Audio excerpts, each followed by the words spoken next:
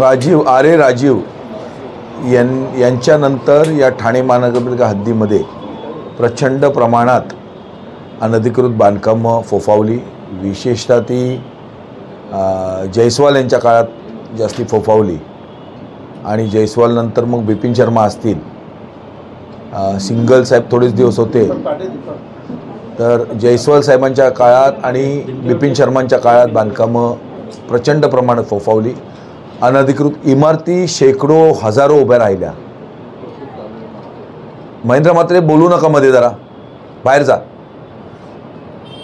तर बांधकामं प्रचंड प्रमाणात सुरू होती आणि त्या इमारतींचा बांधकामातून जो काही बोजा, आर्थिक बोजा ठाणे महानगरपालिकेवर पडत होता तो दोन प्रकारे पडत होता.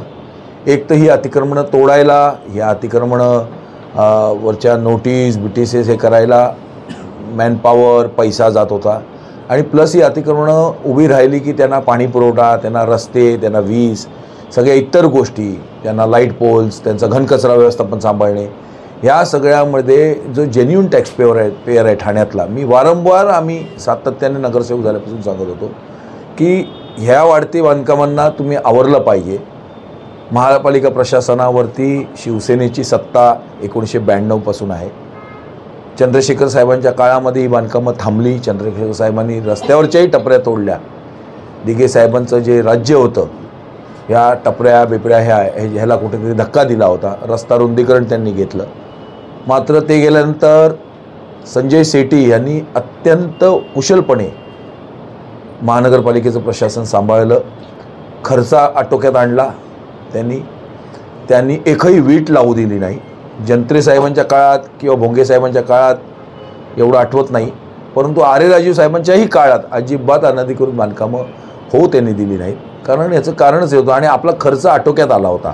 आपला बजेट हा हळूहळू वाढत होता, परंतु आपला खर्च आटोक्यात असल्यामुळे आपल्यावर अजिबात कर्ज नव्हतं. मात्र जयस्वाल साहेबांच्या काळामध्ये ही अनधिकृत बांधकामं फोफावली आणि त्याचा परिणाम असा झाला की आर्थिक बोजा ठाणे महानगरपालिकेवर पडला.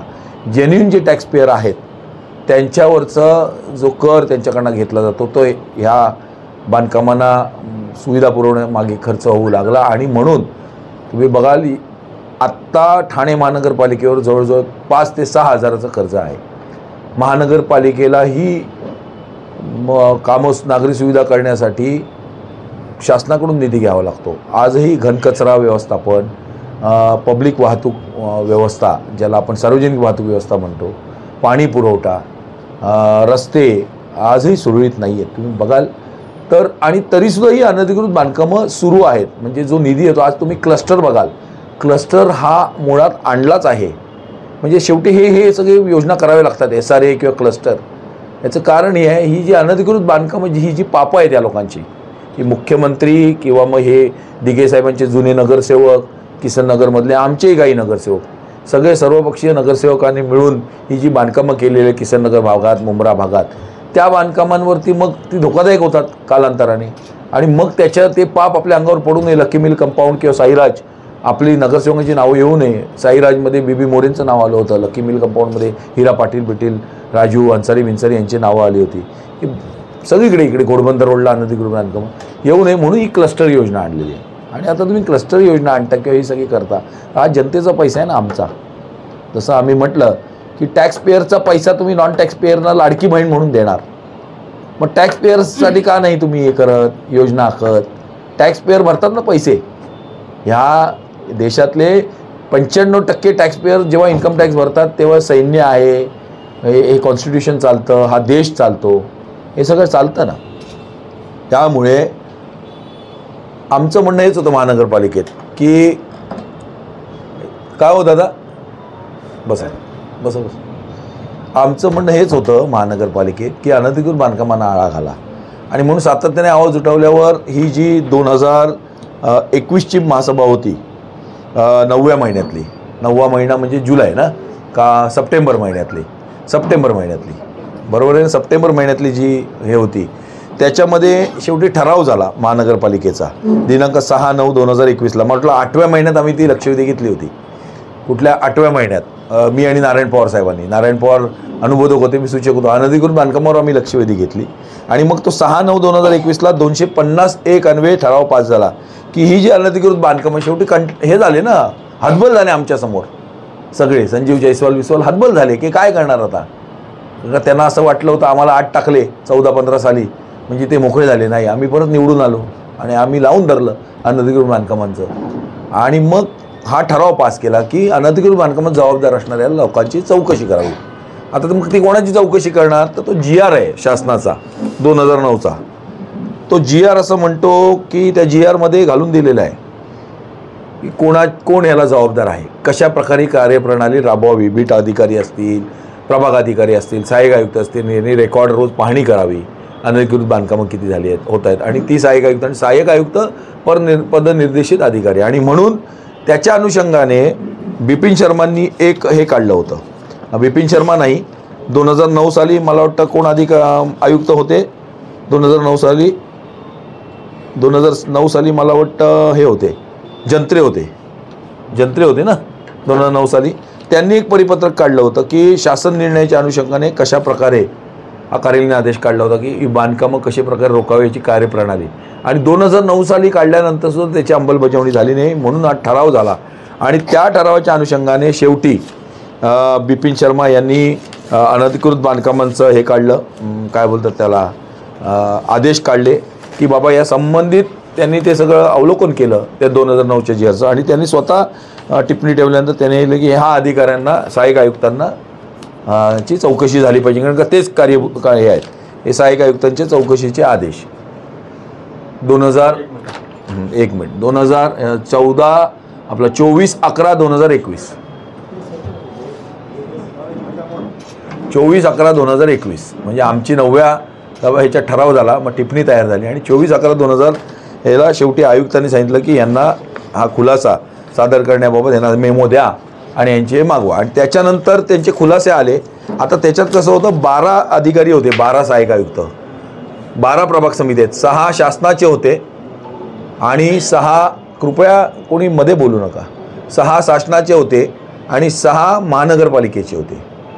तर सगळ्यांना ज्ञापन दिल्यानंतर ह्या 6 जणांची चौकशी शासनाकडे पाठवण्यात आली, त्यांचे दोषारोप पाठवण्यात आले आणि 6 जणांची चौकशी इकडे झाली. ते चौकशीचे आदेश पण आहेत. चौकशी झाल्यानंतर हल्ली आम्हाला असं कळलं मध्यंतरीच्या काळामध्ये की मला कुणकुण होती, सारखे आम्ही कागदपत्र मी आणि राहुल मागत होतो, तर देत नव्हते आम्हाला. ही फाईल मुद्दाम द्यायचे नाहीत, गोदापुरे, ह्याला गोदापुरे कारणीभूत आहे, आणि देत नव्हते. आणि त्यांनी असं केलं की खुलासे घेतल्यानंतर ही चौकशीमध्ये दोषी नाहीत असे निष्कर्ष चौकशी अधिकाऱ्यांनी ठेवले, कुठल्या इथल्या पण आणि शासनाच्या पण. फक्त एका सहाय्यक आयुक्तांची चौकशी प्रलंबित आहे, झालेली नाही, ती म्हणजे महेश आहेत. त्यांनी त्याला काही आक्षेप घेतलेत आणि त्यामुळे त्यांची प्रलंबित राहिली. पण इतर सर्व चौकशी अधिकाऱ्यांची निष्कर्ष काढले की त्यांना दोषारोपातून मुक्त करण्यात येत आहे. आणि मग ती फाईल हळूहळू जंत्रे यांच्यापर्यंत गेली. कोणी ते हिरवाळे होते, हेरवाडे, तो गुलाबजाम हिरवाडे होता, तो ऐकलं का, हां, रसगुल्ला. हां, त्याने काय केलं, तो पैशात सामील होता ना, तो खायचा पैसे ह्याच्यात. त्याने काय केलं, त्याने ही टिप्पणी गोदापुरींकडनं घेऊन ही टिप्पणी आयुक्तांपर्यंत ठेवली. कोणापर्यंत, बांगरांपर्यंत. ही टिप्पणी बांगरांपर्यंत ठेवली आणि बांगरांनी शेवटी ही टिप्पणी याच्यावर हिरवाडेंनी सही केली, गोदापुरीने सही केली, त्या ह्यांनी सही केली, कोणी काय आपलं माळवींच्या हातात नव्हतं ना, माळवींच्या हातात कुठे होतं, माळवीनं उगीच ह्याच्यात घेऊ नका. माळवीनं लांब केलं होतं ना हे गेल्यापासून. कोण नाही, रोडे नाही, हे हिरवाडे. ॲडिशनल 2 दाखवतो मी तुम्हाला, ती काढा तुम्ही, याच्यात आहे बघा. तर बांगरांनी शेवटी ते टाळलं, हे क्लोज करण्यासाठी दिली होती काढा ह्याच्यातलं. बांगरांनी ते टाळलं. बांगरांनी लिहिलं चर्चा. बांगर हुशार होते आणि अजून ती चर्चेवर. आता बघा याचा निष्पन्न, ह्याच्यात हे काय झालं निष्पन्न, गोदापुरीने सोडवायचा प्रयत्न केला, पाटोळेला सगळ्यांना, पाटोळे पण. शेवटी त्या पाटोळेच त्याच्या अंगावर येऊन उरावर बसला. त्या गोदापुरीला बाजूला काढलं. ज्या पाटोळेला त्याने मदत केली त्या पाटोळेने गपचूप त्याला बाजूला काढलं. जोशी नावाच्या माणसाला हाताशी धरून, आता अतिक्रमण त्याच्याकडे उपायुक्त दिले. सगळीकडे जोशीच आहेत. हल्ली मस्के कमी झाले, हल्ली बिचारे मस्के कमी झाले, कळलं का? आमचे मामा कमी झाले, ते बिचारे आता दिल्लीला गेले. तर आता हे जोशी नावाचे कोणतरी आहेत हे, आणि मग हे सर्व पक्षी आमचे सामील आहेत ना त्याच्यात. आमच्या साहेबांची पण भूमिका सोयीस्कर बदलते मुंबईवाल्या साहेबांची, म्हणजे आमचा वापर करतात आणि मग त्यांच्यावर अन्याय झाला की, आणि मग त्यांचा अन्याय दूर झाला की मग काय आमचा वापर तुम्हाला माहिती आहे कशावर का करतात. आता महिला आहेत त्याच्यामुळे बोलू नये. हां, त्यांचं सोयीस्करपणे ते त्यांची भूमिका बदलतात. आता काल परवाही त्यांनी या राजकारणात ठाण्याच्या सोयीस्करपणे भूमिका बदललेली आहे. मग विधानसभेच्या इलेक्शनमध्ये त्याचा परिणाम त्यांना समजेल आता पुढच्या या निवडणुकीमध्ये. त्याच्यामुळे ते आता आम्ही त्यांच्या म्हणजे त्यांनी ते लगेच आमचे सगळे नगरसेवक, मग काय ते जाऊ द्या ना, आता काय आदिल साहेब. मग आमचा प्रश्न हा आहे आता, त्याच्यासाठीच पत्रकार परिषद बोलवली आहे. मर्डर तर झाली आहे, अनधिकृत बांधकामं तर झालेली आहेत, अनधिकृत बांधकामं तर झालेली आहेत ना, आणि तुम्ही म्हणता सहाय्यक आयुक्त जबाबदार नाही. मग जबाबदार कोण? मग ही अनधिकृत बांधकामं कोणी केली? SIT नेमली पाहिजे. रवी आहे लवकर. आणि तिला जबाबदार कोणी अनधिकृत बांधकामांना? शेवटी शासन निर्णय आहे, शासन निर्णयामध्ये दिली अनधिकृत बांधकामं झाली तर तुमच्यावर फौजदारी गुन्हा दाखल करण्यात येईल. शासन निर्णय असा आहे की ही चौकशी जर याच्यात निष्पन्न झाली, अनधिकृत बांधकाम वाढतायत, तर त्याच्यावरती संबंधित दोषींवरती गुन्हा दाखल करण्यात येईल. मग आमची मागणी आहे आता ह्या आयुक्तांनी अजून सही केलेली नाही. यांनी मग ती गेली, ती फाईल डब्यात पडली अजून. निष्कर्ष आणि हे आहेत गाईडलाईन्स आहेत बघा, त्याच्यातही गाईडलाईन्स आहेत MMC ॲक्टमध्ये की चौकशी ज्या अधिकाऱ्याने लावली, आयुक्तांनी समजा शासनाच्या याने लावली चौकशी, बघा शासन निर्णय काढतं की अनधिकृत बांधकामांना सहाय्यक आयुक्त जबाबदार आणि कसे, आणि शासनाच्याच अधिकाऱ्यांना शासनाने सोडून दिलं. म्हणजे कोणाच्या दबावाखाली? जोशी नावाच्या दबावाखाली व्यक्तीच्या. जोशी सगळीकडे जोशी म्हणजे ब्राह्मण नव्हे, ब्राह्मण आमचे पण लोक ब्राह्मण आहेत आमच्याही याच्यात, पण एक आडनाव जोशी, हा तो जोशी नावाचा माणूस हे सगळे, आणि हे पैसे घेऊन करतात हे सगळं. आणि जो बोलेल त्याच्यामागे आमची भूमिका अनधिकृत बांधकामाच्या बाबतीत बदलणार नाही काँग्रेसची. आमचा कोणी नगरसेवक जे काय आहेत इन्व्हॉल्ड नाही, जे काय 1, 2, 3 असतील, मी स्वतः नाही, माझ्या भागामध्ये कुठे आजपर्यंत 15 वर्षात अनधिकृत इमारत झालेली नाही आणि होऊन दिलेली नाही मी. हे पाप. आणि हे का बोलावं लागतंय तर लकी मिल कंपाऊंडच्या धर्तीवरती किंवा साईराजच्या धर्तीवरती नगरसेवकांचे नाहक नावं येतात आली त्यावेळेस, आणि म्हणून हे होऊ नये यापुढे. आता हा कार्यप्रणाली आहे चौकशीची, याच्यामध्ये क्लिअर कट लिहिलं आहे की ही चौकशी विशेष अधिकार शिस्तभंग विषयक प्राधिकरण योग्य अशी कारणे लेखी नमूद करून या शिस्तभंग विषयक प्राधिकरण ही चौकशी स्वाभाविक न्यायतत्वाची सुसंगत अशी प्रकारे झालेली नाही अशा निर्णयाप्राप्त आले तर ती चौकशी रद्दबदल करता येईल व किंवा काही आरोपांबाबत नव्याने चौकशी करण्याचे प्रकरण पाठवता येईल. म्हणजे असं आहे की एक तर ही चौकशी निष्कर्ष आयुक्त अशंत स्वीकारतील किंवा मग पार्शियली स्वीकारतील. जसं पेटिशन पार्टली अलाउड होतं, पेटिशन फुल्ली डिसमिस्ड होतं, किंवा पेटिशन पूर्ण अलाव होतं हायकोर्टमध्ये, तर तसं अशंत याच्यातले काही आरोप ते हे करतील म्हणजे या चौकशी निष्कर्षातले, किंवा मग पूर्णपणे निर्दोष सोडून देतील किंवा मग संपूर्णपणे फेटाळतील. हे अधिकार आयुक्तांना दिलेले आहेत MMC ॲक्टमधील ही जी चौकशीची प्रणाली आहे त्याच्यामध्ये. तर आमची विनंती आहे सौरभराव साहेबांना की तुम्ही हे स्वीकारू नये, नव्याने चौकशी झाली पाहिजे. आणि प्रशासनाने जर चौकशी बंद केली, हे निष्कर्ष स्वीकारून शासनाच्या विरोधात आम्ही जातोच आहे, हे जर केले तर आम्ही माननीय उच्च न्यायालयात याचिका दाखल करून ही बांधकामं मग केली कोणी, या बांधकामात जबाबदार कोण, आणि ही बांधकामं झाली आहेत त्याला जबाबदार कोण, आणि ही बांधकामं कोणी केली, या संदर्भात आम्ही प्रश्न माननीय उच्च न्यायालयाच्या अनुषंगाने विचारणार आहोत आणि आमची भूमिका ठाम असणार. आज देणार पत्र, आम्हाला काल मिळाले ना, देतच नव्हते आम्हाला. सन्माननीय गोदापुरे जेवटे आता बदलले तेव्हा त्यांनी दिलं आम्हाला जाता जाता. आयुक्तांना SIT नेमायचे अधिकार नाही आम्ही म्हटलं. आम्ही सांगितलं आयुक्तांनी ही फेटाळावी आणि पुण्याने चौकशी करावी, हे आयुक्ताचे अधिकार आहेत आयुक्तांचे.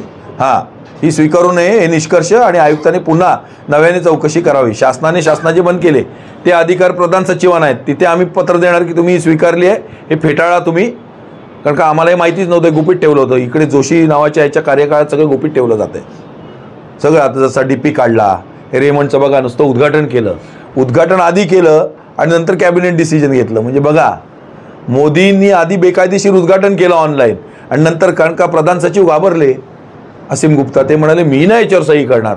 याच्यावर विक्रांत चव्हाणांचा आक्षेप आहे यांचा तक्रारदारांचा, ज्यांनी हरकती घेतल्यात की आमचं म्हणणं लेखी म्हणणं अजून आम्ही मांडलेलं नाही, घाईघाईत मी सही करणार नाही. शेवटी तुम्ही कॅबिनेट डिसिजन घ्या.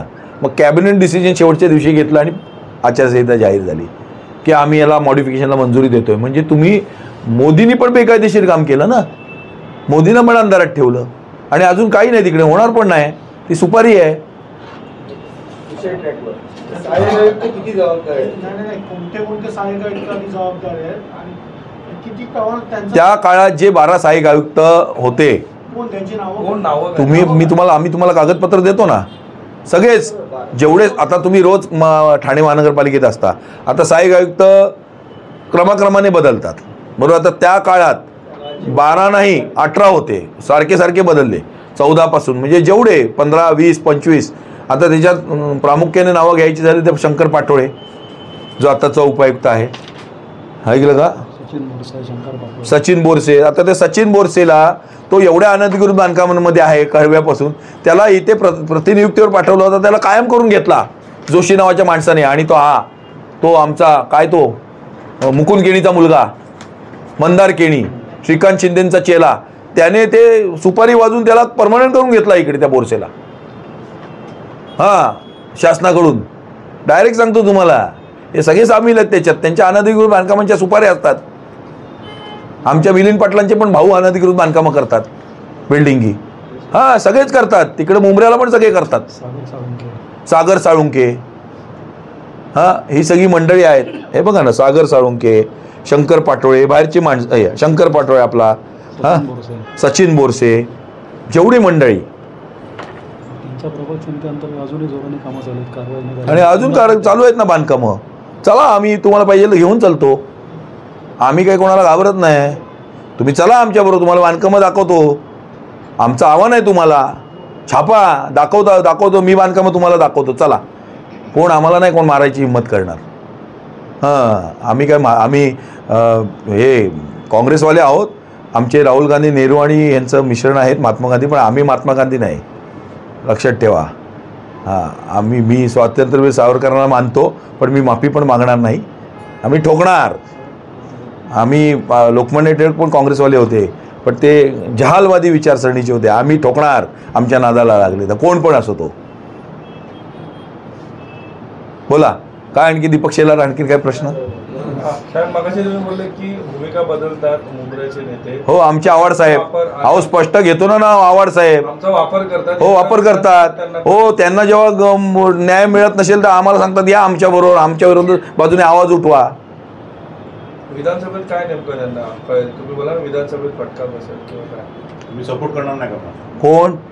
अहो, आमचा पक्ष, आमची महाविकास आघाडी आहे, परंतु काँग्रेसला किंवा मित्रपक्षांना ठाण्यामध्ये एकही जागा दिली नाही तर काँग्रेस कार्यकर्ते मनापासून काम करणार नाहीत. वरच्याने तिकिटी दिली आहे त्यांना आमच्या हायकमांडने. शेवटी काम आम्हाला करायचं आहे ना, असं आहे ना.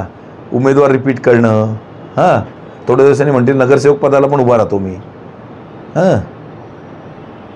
समजलं का? आता ते सगळ्या कार्यकर्त्यांची मनधरणी करणं किती अवघड होणार आहे. अध्यक्ष आहे मी, किती कार्यकर्त्यांमध्ये हे उपळून आलं. सगळे सर्वपक्ष, संभाजी ब्रिगेड, आपवाले सगळ्यांनी नकार दिला आहे.